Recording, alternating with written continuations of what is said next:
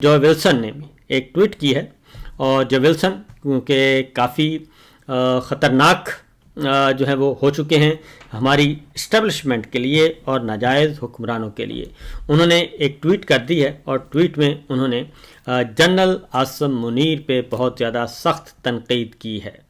बादशाह सलामत पे उन्होंने बहुत सख्त तनकीद की है और बादशाह सलामत पे तनकीद करते हुए उन्होंने कहा है कि ये सारी बुराइयों की ज़िम्मेदार जो हैं ये बादशाह सलामत हैं पाकिस्तान में और उन्हें फिलफौर मार्शल लॉ ख़त्म करना चाहिए पाकिस्तान में और जमहूरियत को बहाल करना चाहिए और इमरान खान साहब को रिहा करना चाहिए।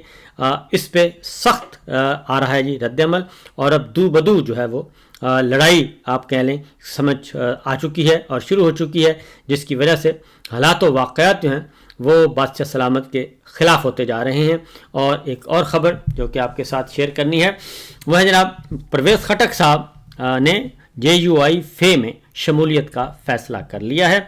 मौलाना फजलुर रहमान साहब से उनकी मुलाकात हुई थी और अब इत्तलाआत हैं कि उन्होंने शमूलियत का फ़ैसला किया है। 22 फरवरी को बाकायदा तौर पे मौलाना फजलुर रहमान साहब जो हैं की जमात में वो शामिल हो जाएंगे और अपने नए कैरियर का नए सियासी सफ़र का आगाज़ करेंगे।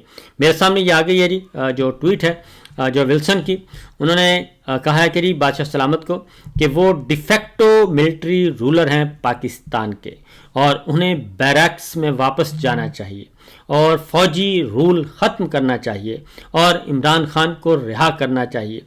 मैं ये समझता हूँ कि ये जो इनफॉर्मल वे में मैसेज आ रहे हैं इनको समझना चाहिए और इनके समझकर इनकी तरफ तवज्जो देनी चाहिए।